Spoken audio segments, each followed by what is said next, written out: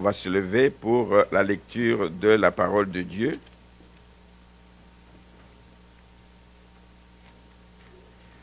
Nous lisons ce matin dans le livre d'Habakkuk.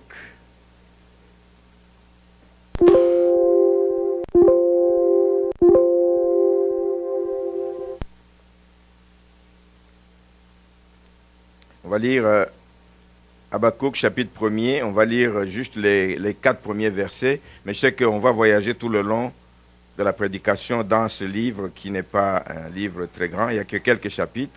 Nous allons donc lire les 4 premiers versets d'Habakkuk. Oracle révélé à Habakkuk le prophète. Jusqu'à quand, ô Éternel, j'ai crié et tu n'écoutes pas? J'ai crié vers toi à la violence et tu ne secours pas. Pourquoi me fais-tu voir l'iniquité et contemples-tu l'injustice? Pourquoi l'oppression et la violence sont-elles devant moi? Il y a des querelles, la discorde s'élève. Aussi la loi n'a-t-elle point de vie? La justice n'a-t-elle point de force? Car le méchant triomphe du juste et l'on rend des jugements iniques. Amen.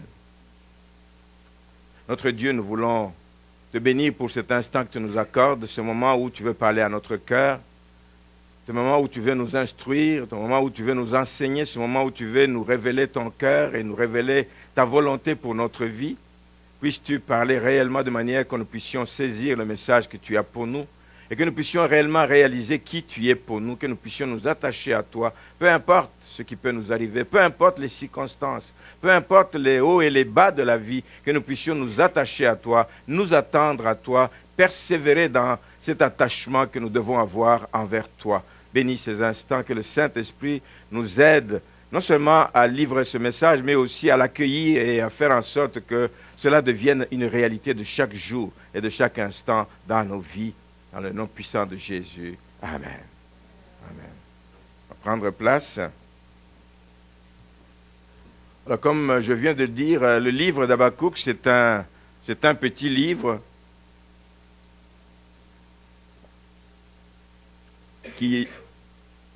dont l'auteur fait partie de ce qu'on appelle les 12 petits prophètes. Ils ne sont pas petits parce qu'ils n'ont pas accompli de grandes choses, ils ne sont pas petits parce qu'ils sont petits de taille. On les appelle petits simplement parce que c'est des petits livres comparativement à tous les autres, simplement. Donc, il n'y a rien à diminuer à ces personnes. Et comme je dis, nous allons vraiment survoler le livre d'Habakkuk. Et c'est un livre qui a des leçons dans lesquelles nous devons apprendre là-dedans, qui décrit la situation qui prévalait en Juda à cette époque. Nous voyons que dans cette époque, en résumé, la justice n'existait quasiment pas. La justice avait pratiquement disparu au milieu du pays. Dieu n'avait plus sa place.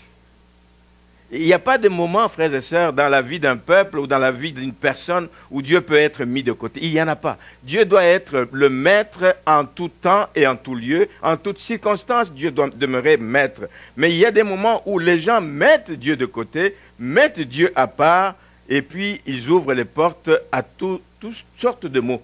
Ici, on cite qu'il y avait la violence, qu'il y avait l'iniquité, qu'il y avait l'injustice, qu'il y avait l'oppression, qu'il y avait des querelles, qu'il y avait la discorde. Il y avait tout simplement la méchanceté au milieu du peuple à cette époque. C'est donc une période, quand Dieu n'est pas présent, c'est une période d'instabilité pour un peuple. Quand on met Dieu de côté, on est sûr qu'on n'ira pas loin, on risque d'avoir des problèmes tout au long de sa vie. Et c'est pareil à ce que nous vivons aujourd'hui. Dieu est mis de côté dans beaucoup d'aspects. Sur le plan politique, nous étions dans une conférence vendredi, on l'a dit, sur le plan politique, sur le plan social, sur le plan matrimonial, dans tous les aspects de la vie de la société, Dieu est mis de côté. Amen. Et quand il est mis de côté, on ne peut s'attendre qu'à des catastrophes. Lui, il est notre bouclier, c'est lui qui nous protège contre le mal. Mais si nous le mettons de côté, nous donnons tout simplement accès à l'ennemi. Une période d'instabilité. Et pendant cette période d'instabilité, les prophètes sont là. Les prophètes sont là pour parler aux hommes de la part de Dieu. C'est ce que nous savons le plus, où Dieu avertit son peuple. Mais les prophètes sont là aussi pour parler à Dieu. Pour parler à Dieu de la part de son peuple. Quand il voit la misère du peuple, le prophète est là pour élever la voix auprès de notre Dieu. Amen. Donc, ce texte ici que nous venons de lire s'inscrit dans un échange, dans un dialogue qu'il y a entre Dieu et Habakkuk. Habakkuk a vu que les fondements de leur société de l'époque étaient ébranlés. Comme dit le psalmiste, les fondements étaient ébranlés. Il n'y a plus de justice, il n'y a plus rien qui tient debout, il n'y a plus rien de bon qui se passe dans la société. Les fondements sont ébranlés. Comment est-ce qu'il faut se comporter dans ces circonstances? Et la première chose que nous voyons dans ces quelques versets que nous avons lus, c'est que c'est lui, contrairement à plusieurs autres livres des prophètes, dans les autres livres, souvent c'est Dieu qui envoie son prophète pour dire « J'ai vu le mal de mon peuple, voici ». Mais ici, le livre commence par l'initiative de Habakkuk, qui s'adresse à Dieu. Il fait un constat et il réagit. Il constate ce qui arrive, il réagit, et il a l'impression tout d'un coup que Dieu ne l'écoute pas. Quand il prie, Dieu ne l'écoute pas. Jusqu'à quand? Il se choque quasiment. Jusqu'à quand, ô Éternel, j'ai crié et tu n'écoutes pas? Il nous arrive, il vous arrive, en tout cas à moi, il est déjà arrivé aussi des fois de dire à Dieu, jusqu'à quand, Seigneur, je vais vivre cette situation? Jusqu'à quand je vais vivre cette situation? Je veux avoir une réponse. Habakkuk veut avoir une réponse de Dieu. J'ai crié vers toi à la violence. Est-ce que tu vois la violence dans laquelle nous vivons? Est-ce que tu vois l'iniquité? Pourquoi d'ailleurs me laisses-tu voir ces choses? Et que tu ne fais rien et tu n'agis pas. Donc il pose une question parce qu'il ne veut pas tomber dans la fatalité dans laquelle beaucoup de chrétiens nous tombons malheureusement. Souvent, des choses difficiles nous arrivent. La réaction des enfants de Dieu, c'est la volonté de Dieu. Mais tout n'est pas dans la volonté de Dieu. Dieu permet des choses à la suite peut-être du mal que nous avons commis, mais ce n'est pas la volonté de Dieu que ces choses puissent se passer ainsi. Lui, il veut que son peuple le connaisse. Il veut que son peuple le craigne. Il veut que son peuple marche avec crainte et tremblement devant lui. Mais quand le peuple vit dans le mal, ce n'est pas ce que Dieu veut. Souvent, on s'arrête là, on dit, c'est la volonté de Dieu, et on dit, Seigneur, interviens, Seigneur, interviens. C'est la volonté de Dieu. Mais au contraire, ici, l'attitude qu'Habakkuk prend, c'est une attitude de quelqu'un qui se considère comme un ami de Dieu. Un ami de Dieu. Dieu m'a choisi, je peux m'adresser à lui, je peux même me choquer des fois devant Dieu. Comme un enfant peut se choquer devant son père par amour, parce qu'il sait qu'il a confiance en lui. On a confiance en Dieu, on peut s'exprimer, on peut s'adresser à Dieu et lui dire ce que nous ressentons comme mal. Mais il faut le faire de la bonne manière, par exemple. En ne prenant pas Dieu comme étant quelqu'un qui nous doit quelque chose. Comme quelqu'un qui est redevable envers nous, mais c'est demander sa faveur, demander son intervention. Il considère Dieu comme étant son ami. Et il lui exprime tout simplement ce qu'il ne comprend pas par rapport à tout ce qui se passe. Il lui exprime une saine indignation. Une saine indignation. Il est l'intermédiaire entre Dieu et le peuple. Quand il voit que le peuple souffre et fait le mal et se détourne, mais Dieu intervient pour que cette situation change. Amen. Ce que Habakkuk fait en s'adressant à Dieu, même dit, jusqu'à quand, ô Éternel, j'ai crié à toi, c'est qu'il ne refoule pas ce qu'il ressent. Il ne refoule pas ce qu'il ressent. Amen. On s'adresse à Dieu, pas parce qu'il nous doit quelque chose, mais on lui exprime nos sentiments. Et contrairement à ce que lui pense ici, j'ai crié, tu ne m'écoutes pas, Dieu écoute. Dieu est à l'écoute, amen. Le psaume 34, verset 6 nous dit, quand le malheureux crie, l'Éternel entend et le délivre de toutes ses frayeurs. Mais nous sommes dans une société, nous particulièrement aujourd'hui, une société où tout doit aller vite. Je crie à Dieu, je veux à l'instant après avoir la réponse et l'intervention de Dieu. Mais Dieu est souverain, Dieu est maître des temps et des circonstances. Son temps n'est pas notre temps, ses pensées ne sont pas nos pensées, amen. Ses voix ne sont pas nos... Il décide de faire ce qu'il a à faire quand il le veut et comme il le veut, amen. Il ne s'agit donc pas quand je dis qu'on peut se choquer devant Dieu, de lui demander des comptes. On ne peut pas demander des comptes à Dieu, il n'est redevable envers personne. C'est juste comme un enfant qui s'adresse à son père, qui a confiance en son père et qui peut se permettre d'insister auprès de son père. Moi, je voudrais vous encourager, frères et sœurs, à ne pas lâcher. Quand vous vivez des choses difficiles, à ne pas lâcher de vous adresser à Dieu. Il est votre Père, il est notre Père. Il veut écouter nos prières, il veut écouter les cris, il veut savoir ce qui nous fait mal, il veut que nous verbalisions, il veut que nous lui disions Amen, plutôt que de souffrir dans un coin en silence. Amen. Habakkuk prend l'initiative et s'adresse à Dieu. Pour preuve que Dieu n'est pas indifférent, pour preuve que Dieu n'est pas sourd. Lorsque son peuple crie, nous voyons qu'à la suite, immédiatement, à partir du verset 5, Dieu répond. Dieu répond au cri d'Habakkuk. Et Dieu ne répond pas en disant, qu'est-ce que c'est cette façon de me parler? Dieu ne répond pas en disant, je te reprends, tu ne peux pas me parler comme ça, tu sais pourquoi ce peuple souffre. Dieu ne répond pas comme ça. Dieu lui dit simplement, jetez les yeux parmi les nations et regardez. Ouvrez les yeux et regardez ce qui va arriver. Et il va arriver et je vais faire quelque chose que vous ne croiriez pas si on vous l'a raconté. Il y a quelque chose de grand qui arrive. Il y a quelque chose de difficile qui va arriver que vous ne croiriez pas si on vous l'a raconté.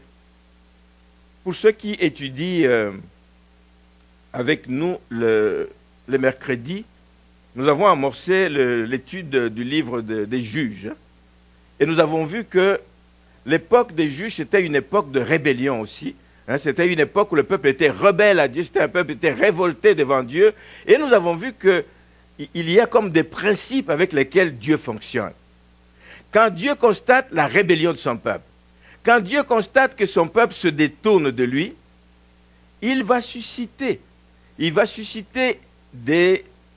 un peuple, des nations étrangères qui vont venir donner et réveiller le peuple parce qu'il s'endort. Il va venir le réveiller, il va susciter des Chaldéens, nous dit le texte. Il dit, voici, je vais susciter les Chaldéens. C'est un peuple, il est décrit, c'est un peuple furibond, furieux, furibond, impétueux, violent.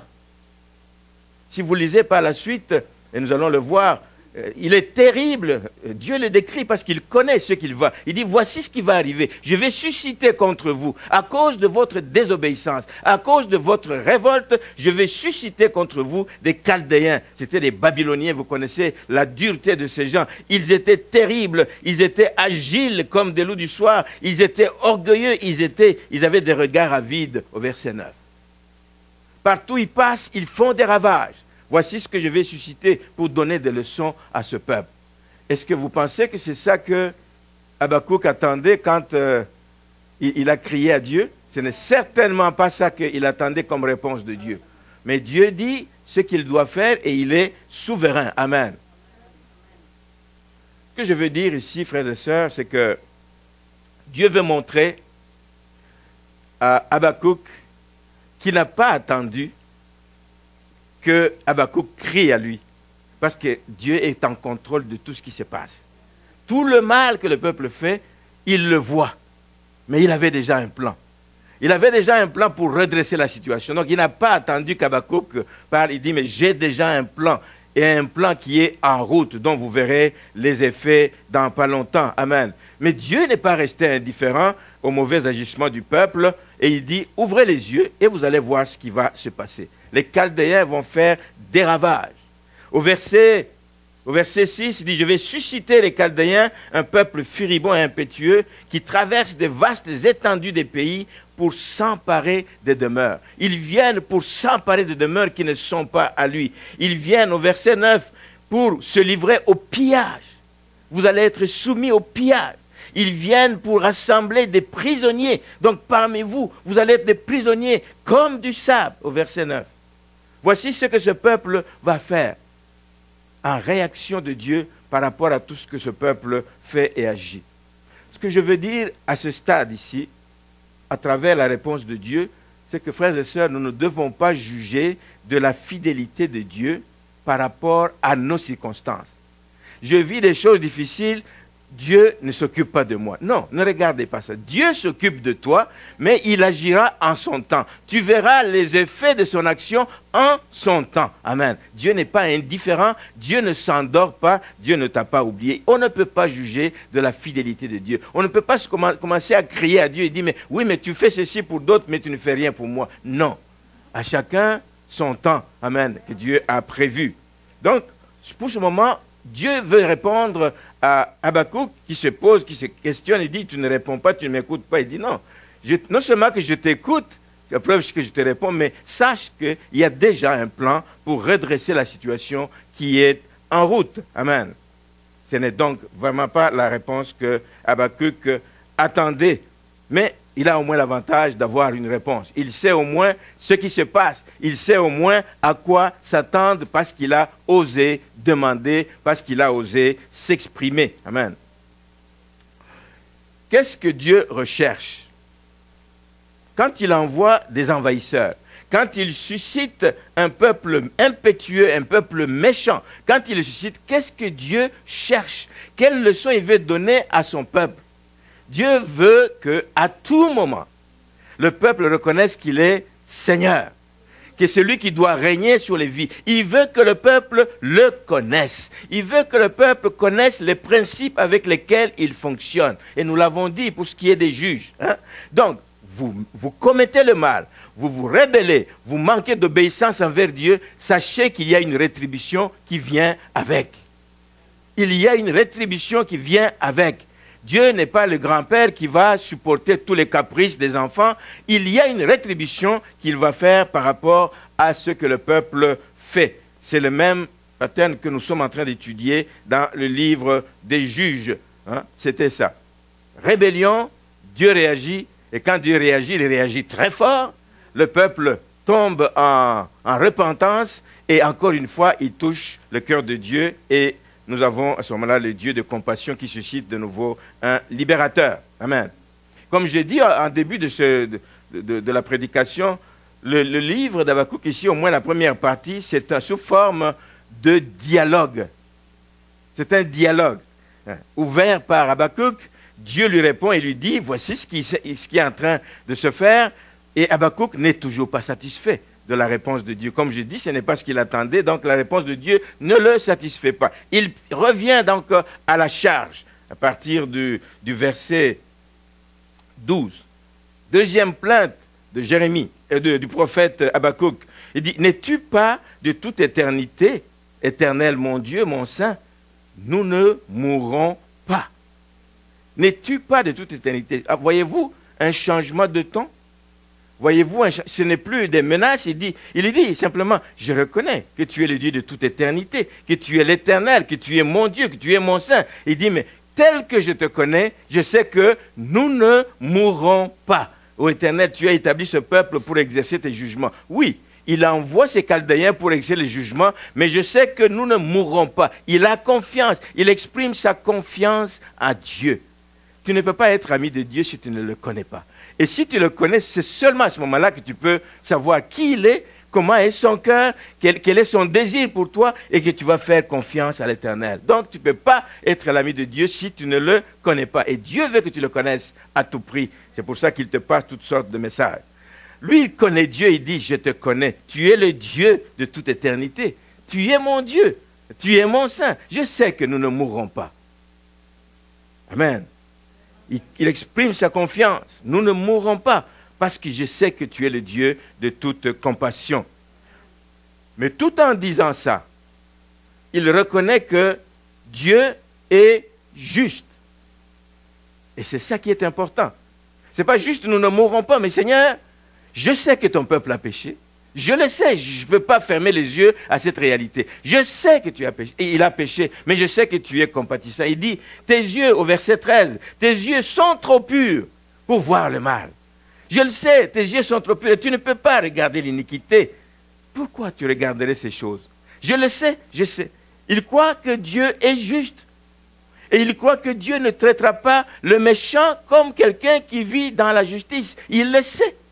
Il le sait, il ne va pas demander à Dieu l'impossible. Il dit, je sais, tu traiteras le méchant comme il doit être traité et le juste comme il doit être traité. En fait, là, il reconnaît là que, oui, les Chaldéens sont des méchants. Je sais que tu les traiteras comme cela, comme ils le méritent. Mais je sais que dans la frange de notre peuple, ceux qui ne sont pas corrects, ceux qui ne viennent pas une vie de sanctification avec toi, tu les traiteras de la même façon.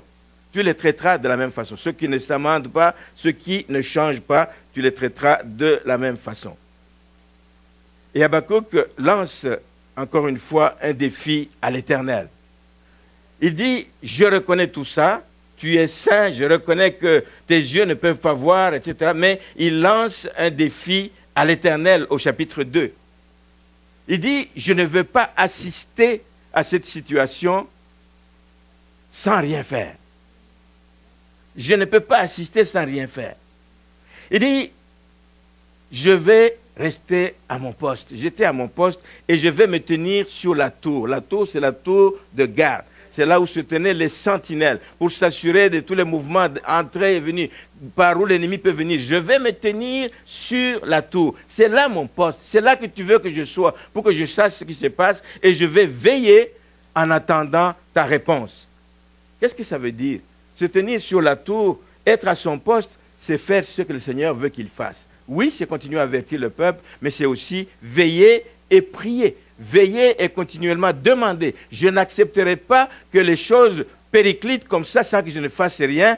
Je vais veiller, je vais prier, je vais élever les mains vers toi pour te demander d'intervenir malgré tout en faveur peut-être de petits restes qui va être fidèle à toi. Amen. Tu ne détruiras pas tout ce monde de la même façon. Et je pense que l'attitude d'Habakkuk ici, c'est un modèle. Ça doit être un modèle pour le chrétien. Le chrétien doit être celui qui, oui, constate le mal, mais qui n'est pas là juste pour condamner le mal. Oui, il faut le condamner, mais il faut aussi être à son poste, intercéder, prier et continuellement continuellement exhorter les gens. Parce que tant que la sentence de Dieu n'est pas tombée, il est encore possible que les gens changent. Habakkuk croit que Dieu est un Dieu de compassion. Et que si Dieu est de son côté, comme dit Romains 8, verset 31, si Dieu est pour nous, qui sera contre nous? Donc en attendant l'intervention de Dieu, moi je vais continuer à prier, je vais continuer à intercéder pour ce peuple. Voici le rôle d'un chrétien. Pas là pour condamner, pas là pour juste descendre, mais c'est d'intercéder pour ceux qui sont dans des moments de faiblesse. Amen. L'échange continue avec Dieu. Et Dieu reprend donc la parole pour répondre à Habakkuk. La deuxième réponse de Dieu à ce plaidoyer, parce que c'est vraiment un plaidoyer que Habakkuk est en train de faire pour son peuple, il dit, mon plan d'action, comme j'ai dit, est déjà prêt. Mon plan d'action est déjà prêt. Il est déjà en cours. Ce que je te demande de faire, toi maintenant, Habakkuk, c'est d'écrire la prophétie. Écris ce que je te dis maintenant de ce qui va arriver. Écris-le pour que ça reste devant les yeux des gens. Grave-la sur des tables, que ce ne soit pas sur des choses qui vont s'envoler. Grave-la sur les tables pour que les gens la lisent couramment. Se souviennent que Dieu voit ce qui se passe. Se souviennent que Dieu a suscité un peuple impétueux qu'il va susciter et qui va s'emparer des demeures. Donc, écris cette prophétie, écris-la, que les gens le sachent, que l'on continue à le proclamer, grave-le pour que plusieurs personnes puissent s'y référer. Toi, tu l'as entendu, mais tu peux en parler aux gens, mais il faut que la plupart de tout le monde puisse l'entendre et puisse le lire couramment et régulièrement et qu'il puisse s'y référer parce que c'est en se référant à ce que je dis que ce peuple va sauver sa vie. Amen. Ça veut dire qu'il faut que le message de Dieu soit répandu. Nous aussi, comme Habakkuk à l'époque, nous devons écrire, nous devons parler, nous devons exprimer ce que Dieu ressent quand le peuple est dans le péché. Nous devons dire au monde de changer. Nous devons l'écrire, nous devons le montrer continuellement aux gens pour que les gens puissent se référer à ce que Dieu va faire. Amen. Dieu confirme au verset 4 du chapitre 2 Il dit, voici son âme s'est enflée, elle n'est pas droite en lui, mais le juste vivra, en parenthèse, c'est ça le titre, hein, le juste vivra par sa foi. Je n'ai pas donné le titre. Le juste vivra par sa foi. Et c'est au verset 4 qu'on trouve le message vraiment central de tout le livre d'Habakkuk. Le juste vivra par sa foi. Ceux qui s'enflent, ceux qui s'élèvent, ceux qui se croient capables de grandes choses, ceux qui croient qu'ils peuvent faire des choses malgré, faire fi de Dieu, ils s'enflent, mais leur voie n'est pas droite devant Dieu. Il y a des conséquences qui vont arriver. Mais celui qui va vivre de manière juste, celui qui va se comporter de manière conforme à ce que Dieu attend, vivra. Il vivra par sa foi. Amen. Donc le plan d'action est déjà en cours et Dieu confirme qu'il fera la différence donc, entre les justes, ceux qui vont vivre par leur foi, ceux qui vont demeurer fidèles à Dieu parce qu'ils ont écouté le message du prophète, ils vont vivre par la foi et il fera la différence par rapport à tous les autres dont l'âme est enflée. Ça veut dire les orgueilleux, c'est les Chaldéens notamment, et ça inclut une partie de Juda évidemment qui ne veut pas s'améliorer, qui ne veut pas changer, qui ne veut pas se tourner vers Dieu. Le message est pour eux. Il est encore temps de changer, il est encore temps de revenir à Dieu. L'avertissement est là, vous savez, les conséquences vont être graves. Ce que j'aime, c'est quand Dieu décrit ce peuple, il donne tous les détails. Il donne tous les détails. C'est un peuple terrible. Il est formidable. De lui seul viennent son droit et sa grandeur. C'est lui qui détermine ce qu'il veut. Il dit que ses chevaux, au verset 8 du chapitre 1er, sont plus rapides que les léopards. Ses cavaliers s'avancent avec orgueil. Donnez une idée de la calamité qui vient. Donnez une idée de la calamité qui vient. Et ce peuple vient pour se livrer au pillage. Ne pensez pas qu'ils viennent pour un voyage de tourisme. Ils viennent pour se livrer au pillage. Et ils vont faire mal à ce peuple. Amen. Dieu l'a dit clairement, donc à ceux qui ont entendu de se corriger et de changer et de s'amender. Amen. Souvent, quand on parle du livre d'Habakkuk et qu'on lit les versets 2 à 4, c'est souvent utilisé évidemment pour encourager les chrétiens à être patients. Un grave là attend le temps de Dieu. C'est souvent ce qui arrive. Grave là, attend le temps de Dieu, la prophétie arrivera, elle s'accomplira un jour, tôt ou tard. Amen. Mais en réalité, le vrai message, et le message central ici, c'est que le juste, nous sommes dans un monde perdu, nous sommes dans un pays où on a abandonné Dieu. Celui qui vivra, c'est le juste. C'est celui qui va se conformer à la volonté de Dieu. Le vivre persistera dans sa foi. Le juste, c'est celui qui va persister, c'est celui qui va continuer malgré l'adversité, malgré les problèmes, malgré les situations difficiles. Amen. Et la vie de foi, ce n'est pas juste quelque chose que nous faisons à un moment donné. C'est vraiment une vie entière, c'est une vie totale. Ça comprend une certaine continuité. Amen. Une vie de foi. C'est tous les jours et tous les instants. Ce n'est pas un acte ponctuel que l'on fait. Suite à la menace, je me détourne, mais Dieu voit le cœur. Si tu te détournes juste pour un but, Dieu connaît ton cœur. Les justes, c'est ceux qui craignent Dieu, ceux qui le connaissent, c'est ceux qui veulent vivre de manière fidèle à lui et de façon continue et non ponctuelle. Et ça devient un mode de vie. Ça devient un mode de vie. C'est ce que Dieu attend de nous. Pas juste à l'instant même où tout ça, la menace est arrivée, tu dis, mais Dieu te connaît. Dieu te connaît. Amen. Un mode de vie, c'est ce que Dieu attend de la part de ses enfants. Non seulement que Dieu annonce qu'il y a un châtiment qui viendra sur ce peuple rebelle, mais il montre aussi que les Chaldéens eux-mêmes ne resteront pas impunis, pour ce qu'ils vont faire. Nous avons vu qu'ils viennent avec des intentions malveillantes, avec des motivations plutôt personnelles ici, et Dieu les accuse, et Dieu les condamne, et Dieu proclame quasiment une malédiction sur eux. Et si vous lisez dans tout le chapitre, c'est dans le chapitre 2, il y a 5 fois, Dieu prononce carrément une malédiction sur ce peuple. Au verset 6, il dit, ne sera-t-il pas pour tous un sujet, le peuple... Ne sera-t-il pas pour tous un sujet de sarcasme, de raillerie et d'énigme? On dira, malheur à celui qui accumule ce qui n'est pas à lui. Nous avons dit qu'ils viennent pour piller. Malheur à celui qui accumule ce qui n'est pas à lui. Jusqu'à quand ils vont le faire? Dieu arrêtera ça à un moment donné. Malheur à celui qui accumule ce qui n'est pas à lui. Ça s'adresse à ce peuple des Chaldéens aussi qui sont venus faire du mal. Malheur à celui qui augmente le fardeau de ses dettes. Parce que tu as pillé beaucoup de nations, ben, tout le reste des peuples te pillera. Donc, tous les maux qu'ils font, Dieu dit que ça se retournera contre eux. Donc, ils ont fait des profits malhonnêtes. Ils viennent comme des véritables despotes pour anéantir ce peuple. Ils viennent avec un despotisme impitoyable pour nuire à ce peuple. Ils viennent pour leur faire des travaux forcés, pour construire des palais somptueux. Voici ce qui les amène. Et Dieu dit, ces choses-là, les palais que vous construisez, vous ne les habiterez pas, ça va se tourner contre vous, le voleur sera volé. Parce que le Seigneur dit ceci à Habakkuk, je vais m'en prendre au peuple qui ne marche pas selon mes voies, mais je vais m'en prendre aussi à ces Chaldéens qui agissent, ceux qui font boire le malin ici. Malheur à celui, au verset 15, malheur à celui qui fait boire son prochain, à toi qui verses ton outre et qui l'enivre afin de voir sa nudité. Faire boire des gens pour voir la nudité, pour les amener à des actes immoraux, à la débauche, ça se retournera contre vous. Il continue, malheur au verset 12 à celui qui bâtit une ville avec le sang.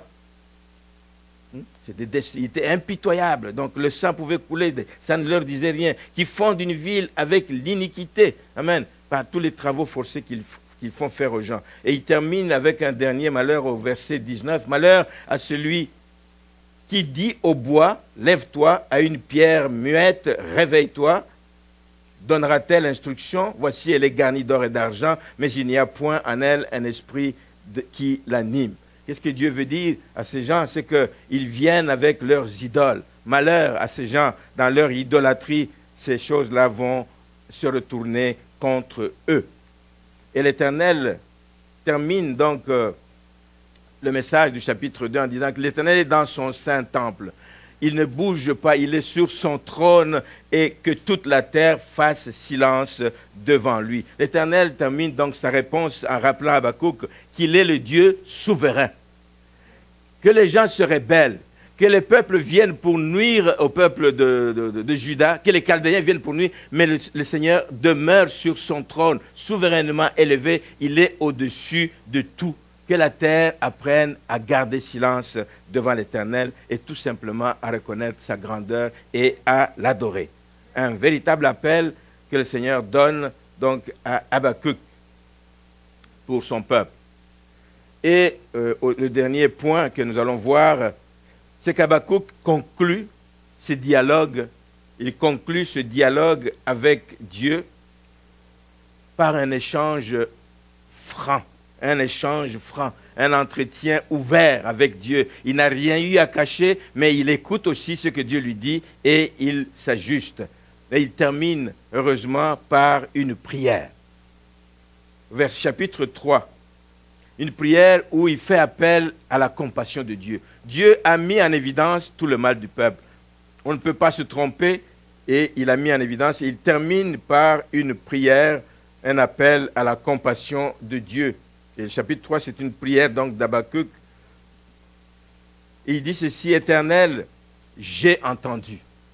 Je ne peux pas faire semblant. J'ai entendu ce que tu as annoncé et je suis saisi de crainte. Je suis saisi de crainte. Alors, accomplis ton œuvre dans le cours des années. Je ne peux pas arrêter ton action. Accomplis ton œuvre. Tu es souverain, mais dans le cours des années, manifeste ton œuvre. Mais, dit-il, dans ta colère, je ne peux pas t'arrêter, mais souviens-toi de tes compassions.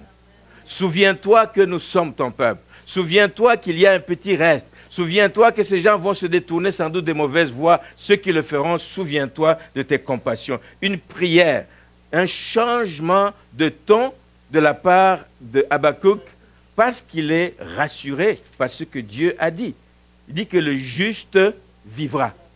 Lui, il a dit au début, au chapitre 1er, le verset 12, il dit « Éternel, mon Dieu, nous ne mourrons pas ». Dieu, au chapitre 2, vient le rassurer. Il dit « Mais oui, je vais frapper fort, mais il y a des gens qui vont subsister. C'est les justes et ils vivront par la foi. » par leur foi, parce qu'ils ont confiance en moi, parce qu'ils sont fidèles à moi, parce qu'ils font ce qui me plaît, ils vivront. Et ça vient rassurer. Malgré tout le tableau sombre de tout ce qui va venir avec les Chaldéens, il dit, Seigneur, tu es souverain, accomplis ton œuvre, fais ce que tu as à faire. Fais ce que tu as à faire dans le cours des années, mais dans cette colère, souviens-toi. Frères et sœurs, nous savons que nous avons un Dieu de souvenirs. Nous avons un Dieu de souvenirs. Souviens-toi de tes compassions. Il ne va même pas dire souviens-toi de ce que j'ai fait ou de ce que certains ont fait. Il dit souviens-toi de tes compassions parce que tu es un Dieu de compassion. Nous n'avons rien à prouver à toi. Tu nous connais dans nos faiblesses, tu nous connais dans nos forces, mais souviens-toi simplement que tu es un Dieu de compassion et fais grâce à ton peuple. Habakkuk conclut l'entretien en changeant le ton. Il conclut l'entretien par une prière. Par une prière. Il dit, je me soumets au jugement de Dieu. Je n'ai pas à m'opposer, je n'ai pas à m'opposer à dire quoi que ce soit, mais il fait appel à la compassion de Dieu. Et quand il fait appel à la compassion de Dieu, il exprime en même temps sa confiance. Je te connais. Souviens-toi, parce que je te connais comme un Dieu de compassion. Je te connais comme un Dieu de compassion. Tu n'as pas changé. Malgré tout le mal que le peuple a fait, souviens-toi. Je vais attendre en silence, mais souviens-toi de tes compassions. J'ai pensé en lisant, je l'ai lu en entier, ce n'est pas beaucoup, c'est 3 chapitres. J'ai pensé vraiment en lisant ce livre d'Habakkuk, j'ai réellement pensé à Job, ce que Job a vécu.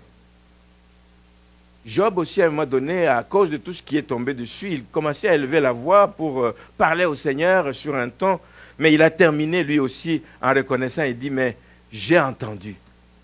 J'avais entendu parler de toi, maintenant de ce que tu viens de me dire, maintenant je te connais. Je t'ai vu à l'œuvre, j'ai vu ta main et je réalise que tu es un Dieu grand, qu'on ne peut rien dire. Il n'y a aucune pensée qui peut s'élever jusqu'à toi. J'ai eu ma leçon, dit Habakkuk, je me soumets maintenant à ta seigneurie.